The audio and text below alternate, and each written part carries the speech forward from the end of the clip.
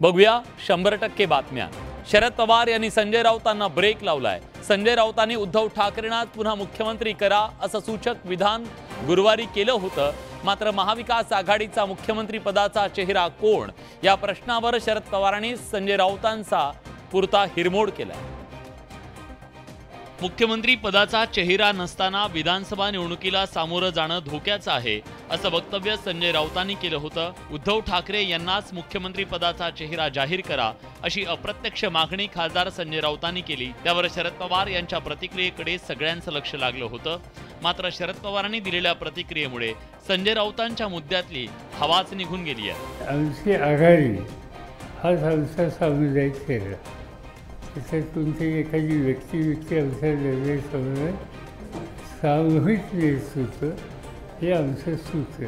चेहरा कोण याच्याविषयी आमच्यात मतभेद नाहीये।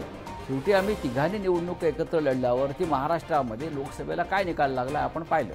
शरद पवार यांनी सामूहिक नेतृत्व हा आमचा चेहरा आहे याची आठवण करून दिली। त्यामुळे महाविकास आघाडी विधानसभा निवडणुकीत मुख्यमंत्री पदाचा चेहरा देणार की नाही याचा सस्पेन्स निर्माण झालाय। लोकसभा निवडणुकीत शरद पवारांची कामगिरी सगळ्यात सरस राहिली। दुसरीकडे शरद पवारांना सोडून गेलेल्या अजित पवारांच्या कामगिरीत मात्र घसरण झाली आणि याच मुद्द्यावरून आता पुन्हा एकदा खरी राष्ट्रवादी आणि खोटी राष्ट्रवादी याचं राजकारण सुरू झाल्याचं दिसतंय। स्वतः शरद पवारांनी या मुद्द्यावरून अजित पवारांना टोला लगावल्याचं पाहायला मिळतंय। लोकसभा निवडणुकीत शरद पवारांच्या राष्ट्रवादीनं 10 जागा लढवत तब्बल 8 जागा जिंकल्या, तर अजित पवारांच्या राष्ट्रवादीला 4 पैकी फक्त 1च जागा जिंकता आली। लोकसभा निवडणुकीतल्या कामगिरीचा धागा पकडत पवारांच्या राष्ट्रवादीचे नेते आता खरी राष्ट्रवादी पवारांचीच असल्याचा दावा करतायत। शरद पवार आणि राष्ट्रवादी काँग्रेस पक्ष कुणाचा हे लोकांनी सांगितल्याचं विधान करत अजित पवारांना डिवचलंय। खरी राष्ट्रवादी कुणाची हे तपासण्यासाठी विधानसभेची वाट पाहण्याचा सल्ला देत मिटकरींनी प्रत्युत्तर दिलंय। लोकांनी सांगितलं एक माणूस एकेक ठिकाणी आणि आम्ही 10 पैकी 8 निवडून येतात। आता विधानसभा तोंडावर आहे, थोडं मला साहेबांना विनंती आहे की आता विधानसभेची निकाल येऊ द्या, त्याच्यानंतर साहेबांच्या या विधानावर बोलणं उचित राहील। लोकसभेनंतर आता विधानसभेत दोन्ही राष्ट्रवादी कशी कामगिरी करतात याकडे सगळ्यांचं लक्ष लागलंय। राज्यातील 17 देवस्थानांना जोडणाऱ्या शक्तीपीठ महामार्गाला कोल्हापूरसह राज्याच्या विविध भागात मोठ्या प्रमाणात विरोध होतोय। या महामार्गाविरोधात कोल्हापुरात काही दिवसांपूर्वी विराट मोर्चा निघाला। शक्तीपीठ महामार्गाच्या विरोधाचे पडसाद विधान परिषदेत सुद्धा उमटले। प्रस्तावित शक्तीपीठ महामार्गावरून विधान परिषदेत विरोधकांनी जोरदार गदारोळ घातला। या मार्गामुळे कुणाची समृद्धी होणार असा सवाल विरोधकांनी केला, तर जनभावनेच्या विरोधात पुढील कुठलीही पावलं उचलली जाणार नाहीत असं आश्वासन सरकारकडून देण्यात आलं। नेमका हा रस्ता ही शक्तीपीठ जोडण्यासाठी आहे का इलेक्ट्रॉल बॉन्ड घेतलेल्या कॉन्ट्रॅक्टरना कॉन्ट्रॅक्ट देण्यासाठी आहे? ज्या ठिकाणी विरोध आहे त्याची फेर आखणी करता येईल का याचाही विचार केला जाईल। मात्र जनतेला विश्वासात घेतल्याशिवाय कुठलाही प्रकल्प पुढे नेणार नाही। हा महामार्ग रद्द करावा अशी मागणी विरोधकांकडून करण्यात आली। मंत्री मध्ये स्पष्ट सांगत नाहीत रद्द करणार म्हणून, जाहीरपणे बोल। त्या भागातील शेतकरी बांधवांची बैठक अधिवेशन संपल्याच्या नंतर 15 दिवसाच्या आत घेतली जाईल।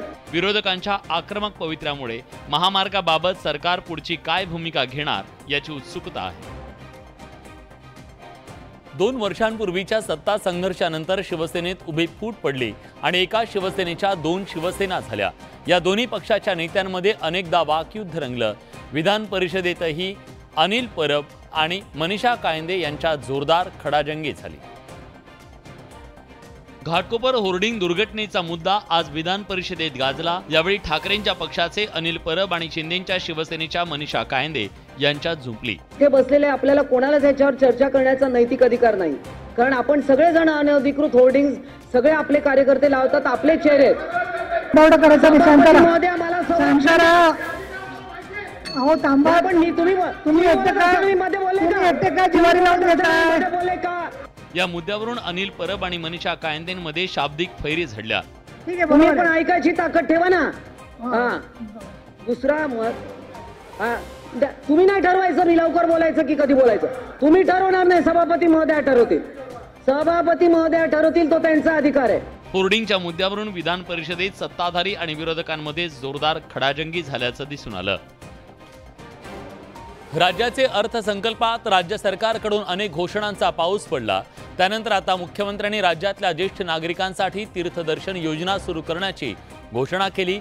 मुख्यमंत्र्यांची ही योजना म्हणजे बोलाचाच भात आणि बोलाचीच कडी असल्याची टीका विरोधकांनी केली.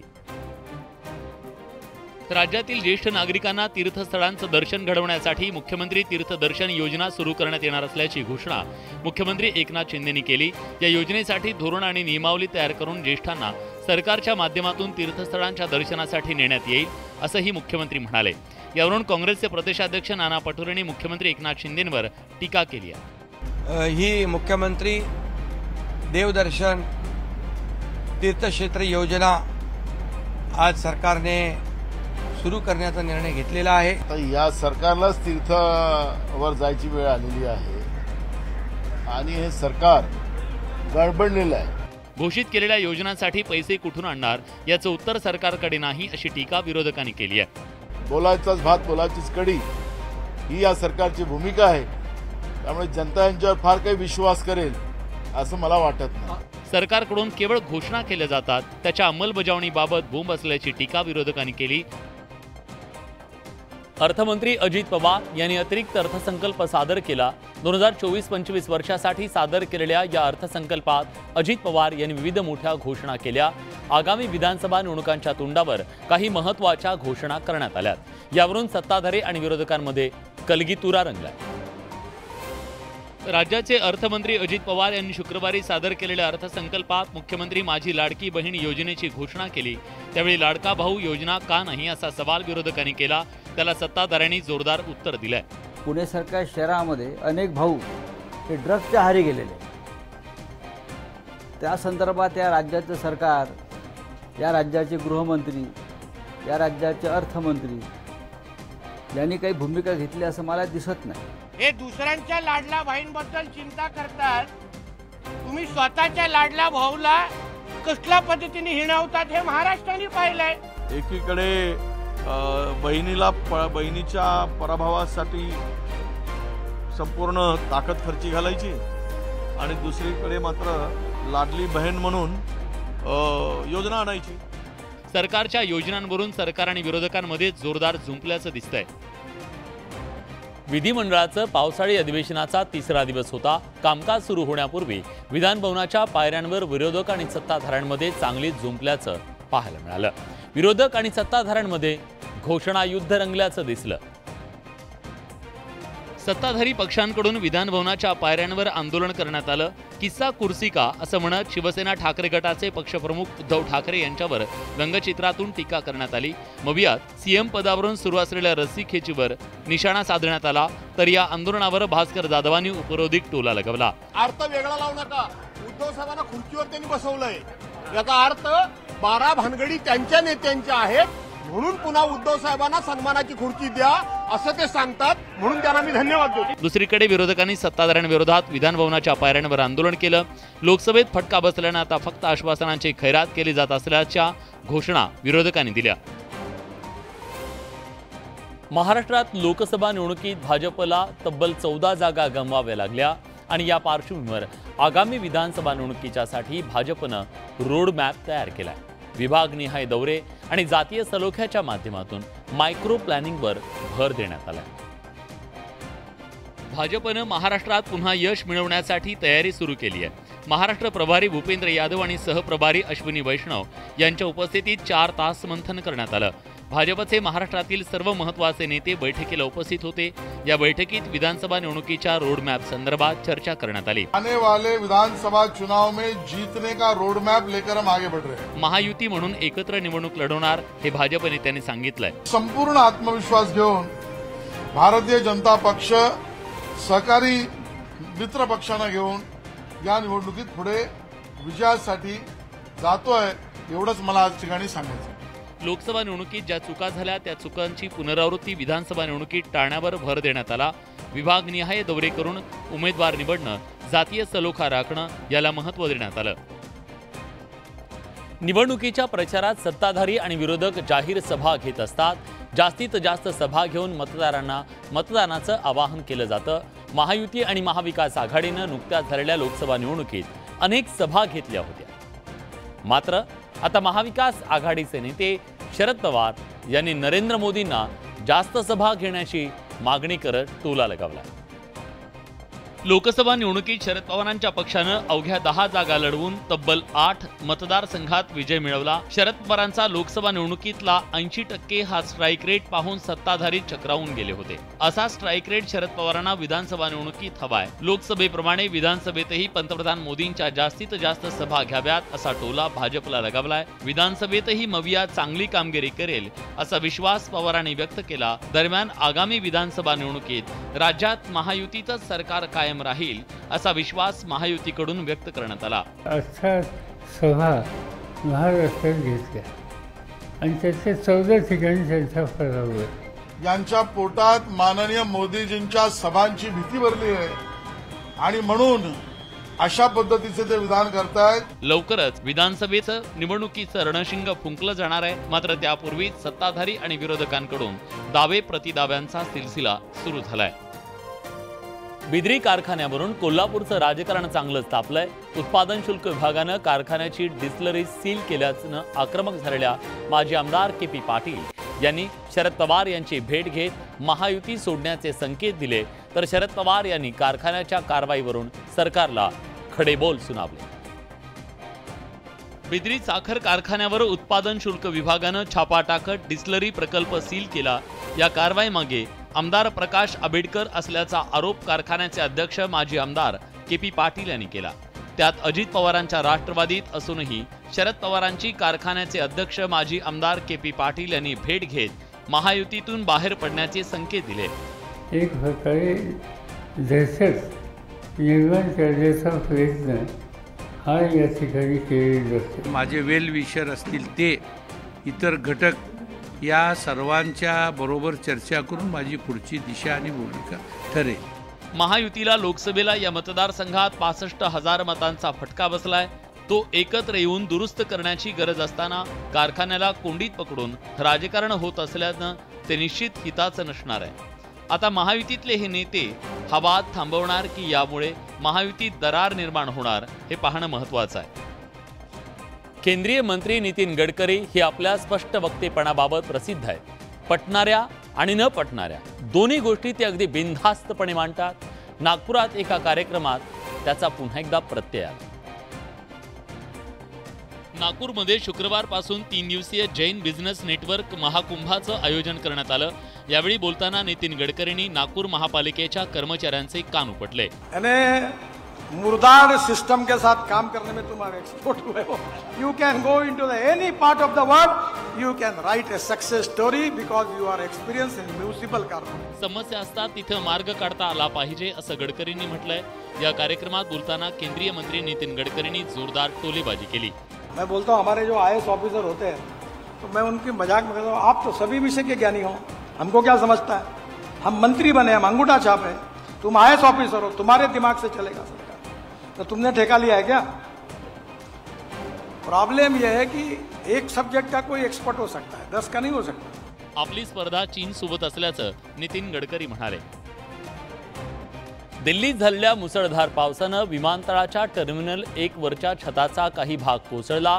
त्यात अपघात झाला आणि या अपघातात एकाचा मृत्यू झाला। सुमारे 8 जण जखमी झाले। या दुर्घटनेनंतर राजकारण तापलं असून विरोधकांनी मोदी सरकारवर टीकेची झोड उठवली।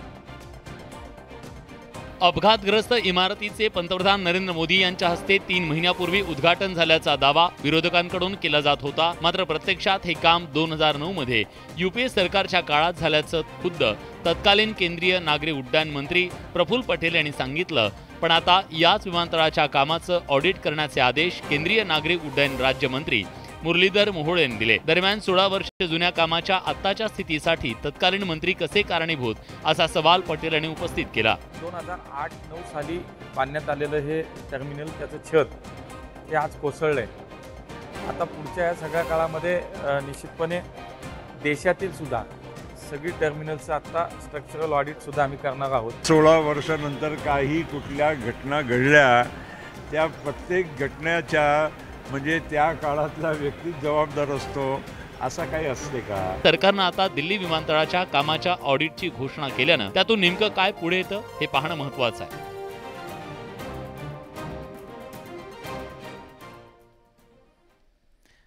तर हे थेट दृश्य माऊलींच्या आळंदीमधले.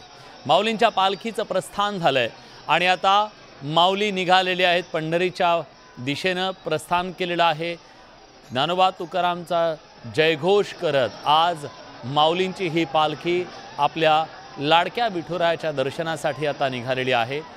पायी मजल दर मजल करत वारकरी लाखोंच्या संख्येनं माऊलींच्या सोबत ही वाट तुडवत असतात आणि पंढरीच्या भेटीला निघत असतात. महाराष्ट्राच्या कानाकोपऱ्यातला जो सगळा वारकरी आहे तो या आळंदीच्या माऊलींच्या पालखीच्या सोबत चालत असतो. तिकडे देहूमध्ये तुकोबांची पालखी आहे. राज्यातल्या इतर ठिकाणच्या संतांच्या पालख्यांच्या सोबत वारकरी हा पंढरीच्या दिशेनं जातो आणि ज्या दिवशी तो पंढरीत पोहोचतो तेव्हा त्याची ही वारी संपते. विठ्ठलाचं दर्शन होतं, त्याला पाहिलं जातं, त्याच्यापुढे नतमस्तक हा वारकरी होतो. तेव्हा ही सगळी वारी सफळ होत असते आणि ती पूर्ण होत असते. आज आपल्याला कल्पना आहे की गेल्या अनेक शतकांपासून ही परंपरा आहे. माऊलींची पादुका असलेली ही पालखी, तुकोबांची पादुका असलेली ही पालखी पंढरीच्या दिशेनं जाते. शेकडो किलोमीटरचा पायी प्रवास करत मजल दरमजल करत माऊली हे आजही जात असतात पंढरीसाठी, पांडुरंगाच्या दर्शनासाठी. आणि त्यांना साथ असते, सोबत असते ती म्हणजे त्यांच्या वारकऱ्यांची.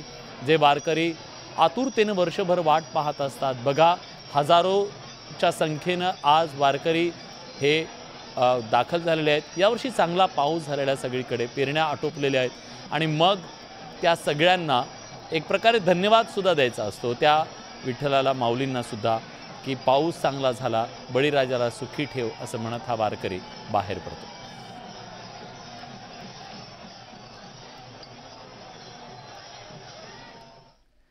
दूध दराच्या प्रश्नावरून राज्यातल्या शेतकऱ्यांनी आंदोलनाचं हत्यार उगारलंय. दूध उत्पादक शेतकरी यावरून रस्त्यावर उतरला. दुधाचे दर का वाढवले जात नाहीत हा सवाल त्याचा आहे आणि त्या मागणीसाठी दूध उत्पादक शेतकऱ्यांनी आंदोलन केलं. छत्रपती संभाजीनगर शहराच्या जवळच असलेल्या आडगाव बुद्रुक दूध उत्पादक शेतकऱ्यांनी सरकार विरोधात जोरदार आंदोलन केलं. दुधाला 40 रुपये भाव मिळावा, तसंच दुधावरचं अनुदान लवकरात लवकर मिळावं अशी मागणी शेतकऱ्यांनी केली. दुधानं आंघोळ करत आणि दूध रस्त्यावर ओतून देत आंदोलन करण्यात आलं. दूध पावडर आयात करण्याच्या निर्णयाचा शेतकऱ्यांनी निषेध केलाय. दुधाला हमीभाव मिळावा या मागणीसाठी नाशिकमध्ये शरद पवारांच्या पक्षाच्या वतीनं आंदोलन करण्यात आलं. नाशिकच्या जिल्हाधिकारी कार्यालयावर गाई घेऊन जात धडक देण्याचा आंदोलकांनी प्रयत्न केला, मात्र पोलिसांनी आंदोलकांना परवानगी नाकारली. या आंदोलकांना पोलिसांनी रस्त्यात अडवलं. शासनाने 34 रुपयांचा हमीभाव ठरवलाय आणि तरी सुद्धा आपल्या राज्यामध्ये 22 ते 25 रुपये लिटरने दूध दिलं जात आहे. शेतकऱ्यांना त्याचा फायदा होत नाहीये. जालन्यात स्वाभिमानी शेतकरी संघटनेकडून सरकारच्या अधिसूचनेची होळी करण्यात आली. तेल, मका, दूध पावडर आयातीच्या निर्णयाचा स्वाभिमानी संघटनेकडून निषेध करण्यात आला. शर्यतीच्या बैलांच्या व्यवहारातून वाद होऊन बारामतीत गोळीबाराची घटना घडली. या घटनेमध्ये फलटणमधल्या रणजित निंबाळकर यांचा मृत्यू झाला. या प्रकरणातल्या आरोपींना अटक करावी अशी मागणी निंबाळकर कुटुंबियांनी केली आहे. शर्यतीच्या बैलाच्या आर्थिक व्यवहारातून बारामतीच्या निंबूत गावात फलटणमध्ये राहणाऱ्या रणजित निंबाळकर यांच्यावर गोळीबार करण्यात आला. या गोळीबारात जखमी झालेल्या रणजित निंबाळकर यांचा मृत्यू झालाय. या घटनेमुळे निंबाळकर यांच्यावर दुःखाचा डोंगर कोसळलाय. या प्रकरणी मुख्य आरोपी गौतम काकडे याला अटक करावी, तसंच सुंदर हा बैल मूळ मालकाला परत करावा या मागणीसाठी वडगाव निंबाळकर पोलीस ठाण्यात हजारोंचा जमाव जमला. त्यांचा व्यवहार मीठ झाला होता. आम्ही गाडीकडे जाईपर्यंत तोपर्यंत त्यांनी पाठीमागणे येऊन डायरेक्ट सरांच्या वरती पिस्तूल उचलून गोळी घातली. ती पण माझ्या 9 महिन्याच्या पोरी समोर माझ्या समोर त्यांनी अशी घटना केली. गौतम भाई काकडे त्याला फाशीची शिक्षा आणि त्याला 2 दिवस झालं डिपार्टमेंटला सांगून डिपार्टमेंट त्याला पकडत नाही, काय नाही, त्याचं संशोधन करत नाही. या गोळीबार प्रकरणी दोघांना अटक करण्यात आली आहे, तर फरार गौतम काकडे याचा पोलीस शोध घेत आहेत. पुण्यातल्या कल्याणी नगरमध्ये हिट अँड रनची घटना घडली. या घटनेत अल्पवयीन मुलगा चालवत असलेल्या कारनं दिलेल्या धडकेत दोघांचा मृत्यू झाला. अल्पवयीन मुलाला कार चालवायला दिल्याबद्दल या मुलाच्या पालकाला अटक करण्यात आली आहे। पुण्यातल्या कल्याणी नगरची घटना ताजी असताना एक अल्पवयीन मुलगा चालवत असलेल्या टँकरनं वानवडीत 2 जणांना धडक दिल्याची घटना घडली। 14 वर्षाचा हा मुलगा टँकर चालवत होता। तो चालवत असलेल्या टँकरनं अनेकांना धडक दिली। सकाळी व्यायामासाठी बाहेर पडलेल्या मुलींना तसंच एका दुचाकीवरून जाणाऱ्या महिलेलाही या मुलानं धडक दिली। सकाळी 6:30च्या सुमारास पुण्याच्या वानवडीत हा अपघात झाला। नागरिकांनी अल्पवयीन मुलाला पकडून पोलिसांच्या ताब्यात दिलंय। जीवितच धोका नाही आहे। त्याच्यानंतर त्याच्यामध्ये विधी संघर्षित बालक आणि त्याचे पालक त्यांना दोघांनाही ताब्यात घेतलेलं आहे। त्याचबरोबर टँकरचे जे मालक आहेत महेंद्र बोराडे यांना सुद्धा आपण ताब्यात घेतलेलं आहे। या अल्पवयीन मुलाविरोधात गुन्हा दाखल करण्यात आला। त्याचबरोबर या मुलाच्या पालकाविरोधात आणि मालकाविरोधात सुद्धा गुन्हा दाखल करण्यात आलाय। यानंतर आपण नाशिकला जाणार आहोत। नाशिकला माजी आमदार वसंत गीते यांच्या कार्यालयावर कारवाई करण्यात आली आहे। तोडक कारवाईच्या नंतर हे कार्यालय आता पाडण्यात आलेलं आहे। वसंत गीतेंच्या या कार्यालयावर महानगरपालिकेनं ही तोडक कारवाई केलेली आहे। बेकायदेशीर हे बांधकाम करून हे कार्यालय उभं करण्यात आलेलं होतं। दरम्यान आपल्यावर राजकीय हेतूनं ही कारवाई करण्यात आल्याचा आरोप त्यांनी केलेला आहे। पण अगदी सरकारी जागेवरती मोक्याच्या ठिकाणी अनधिकृतपणे हे कार्यालय उभं करण्यात आलेलं होतं आणि त्यामुळे हे पाडण्यात आल्याचं प्रशासनाच्या वतीनं सांगण्यात आलेलं आहे। वसंत गीतेंच्या कार्यालयावर बुलडोजर लावून ही कारवाई करण्यात आलेली आहे। आपल्याला कल्पना आहे की सध्या राज्यामध्ये ड्रग्ज माफिया, अनधिकृत पब बार यांच्या विरोधात धडक कारवाई सुरू झालेली आहे। बुलडोजर चालवला जातोय आणि याच दरम्यान नाशिकमध्ये वसंत गीतेंच्या कार्यालयावरती हा बुलडोजर चालवण्यात आलेला आहे। नाशिक महानगरपालिकेनं ही कारवाई केलेली आहे आणि ही कारवाई योग्य असून नियमांच्या अधीन राहून अनधिकृत बांधकामावर ही कारवाई केलेली आहे। त्याबद्दल त्यांना नोटिसा देण्यात आलेल्या होत्या, पण त्यांनी ते बाजूला केलेलं नव्हतं असं महापालिकेच्या वतीनं सांगण्यात येत आहे। तर दुसऱ्या बाजूला वसंत गीते यांनी मात्र राजकीय द्वेष भावनेतून आपल्यावर ही कारवाई ह्याच्यावर कारवाई करण्यात आली असं त्यांनी सांगितलेलं आहे।